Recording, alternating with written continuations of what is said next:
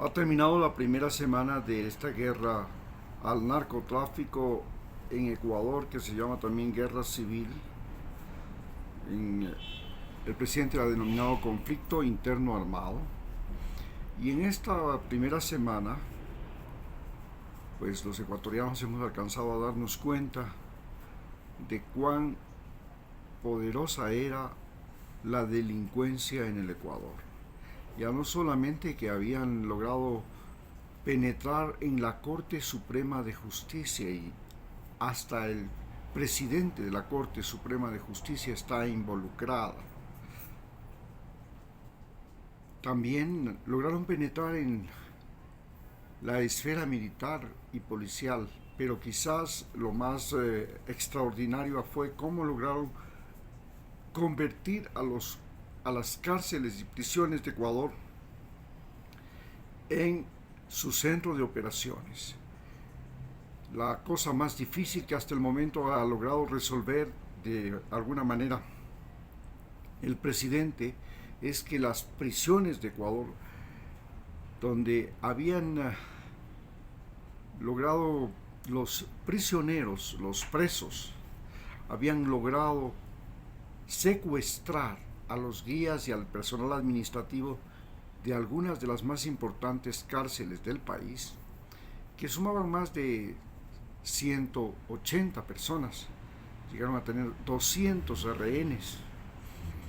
Estas han sido ahora doblegados por el gobierno, no se sabe a cambio de qué, pero lo importante es que hayan habido operaciones militares y que han logrado entrar.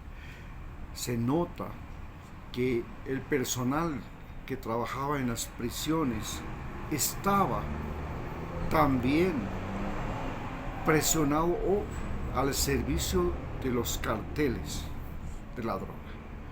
Estaba sometido. Los dueños de las cárceles eran los narcos porque habían conseguido que los guías penitenciarios, que el personal administrativo fueran subordinados de ellos. Y eso lo habían conseguido de mil maneras, mediante dinero, la coima, mediante la extorsión, mediante el secuestro de familiares, la eliminación, el asesinato de los que no estaban con ellos.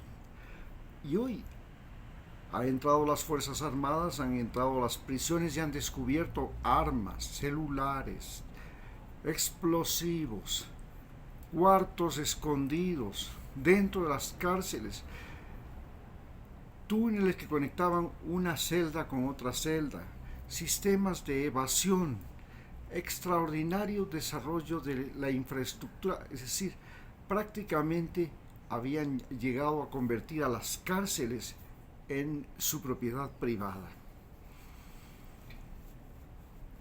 El presidente ha militarizado las cárceles. Esto ha sido quizás lo más extraordinario de esta primera semana, además de la captura de más de 1.100 delincuentes que estaban ya registrados o que estaban cometiendo delitos en ese momento. También la simple presencia de las Fuerzas Armadas y de la policía en todas partes, la velocidad de asistencia a las personas que reclamaban o denunciaban. Esto ha convertido a algo interesante esta gestión que está haciendo el presidente Daniel Noboa, que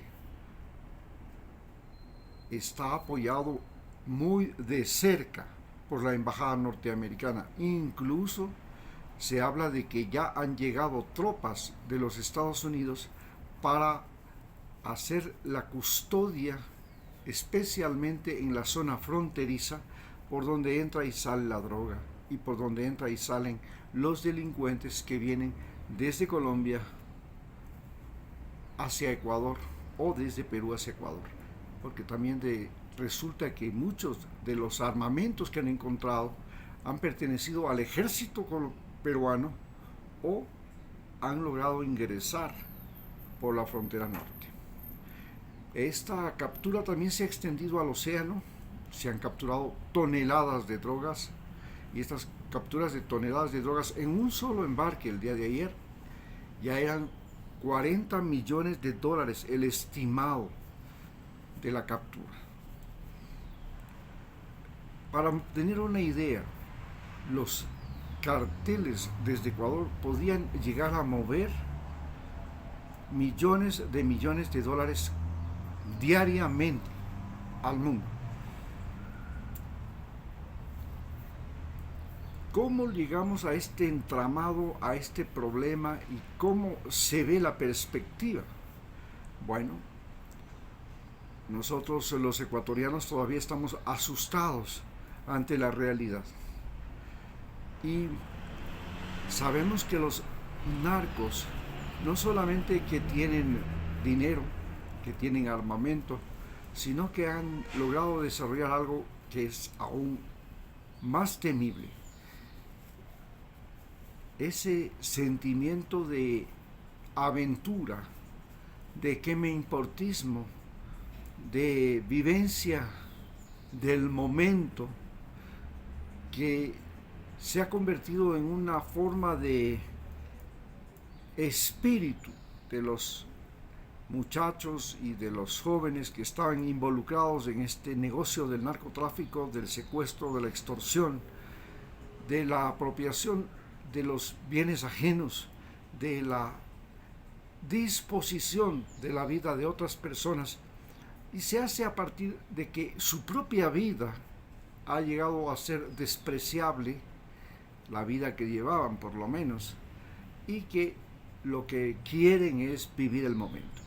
Este fenómeno que se ha presentado en la humanidad, no ahora sino periódicamente, especialmente después de pandemias, hace que, por ejemplo, los conquistadores españoles que llegaron acá, recordemos que Cristóbal Colón llegó a América con presos de las cárceles que se sentían desafortunados y que además venían después de una terrible epidemia que había sido la epidemia de la viruela, que llegó a España junto con la epidemia del sarampión y la peste bubónica.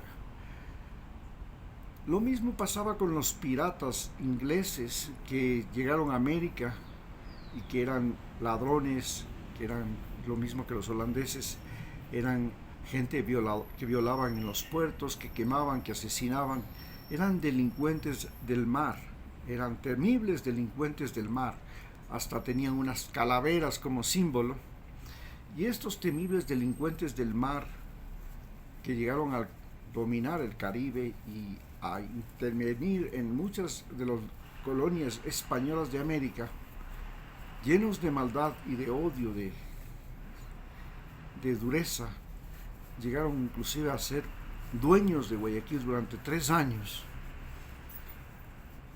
Estos bandidos también tenían ese mismo espíritu, este espíritu en el cual la vida que han vivido no sirve para nada, la vida ajena tampoco les significa nada, y lo único que quieren es tener la satisfacción de matar, de robar, de hacer lo que está prohibido y morirse. Es todo. ¿Para qué una vida? Si al final vivir largo tiempo solo significa sufrir largo tiempo. Así era la vida de la gente en el tiempo de antes. No se diga de la vida de los colonos que llegaron a Estados Unidos, que ya venían con alguna otra mentalidad porque ya no pensaban en robar y matar solamente, sino que comenzaron a darse cuenta que la tierra, que sembrar, que tener ganado, especialmente el ganado, era algo tan valioso en Europa porque le llegó una peste en el año 1850, y esta peste de la que se llama ahora la peste de la aftosa acabó con el ganado de Europa, y entonces un continente acostumbrado a comer carne, donde inclusive el toro ha sido un símbolo de la cultura griega, de los españoles, en fin. Cuando llegaron a América, entonces había que quitar a los indígenas las tierras y había que matarlos para eso. o había que meterlos en los famosos campos de concentración indígena que se les llamaba reservaciones. A eso se llegó en Estados Unidos, y una vez que lo consiguieron con los indígenas, pues se lanzaron encima del territorio mexicano y le quitaron a México. Luego, como necesitaban una conexión entre el Pacífico y el Atlántico, invadieron Nicaragua, y para finalmente llevar adelante la guerra, que es la guerra de los 1000 días, que les permitió a los norteamericanos separar Panamá de Colombia. Pero esa guerra de los 1000 días se terminó transformando en la guerra de guerrillas de las FARC, que se vive en Colombia hasta el día de hoy.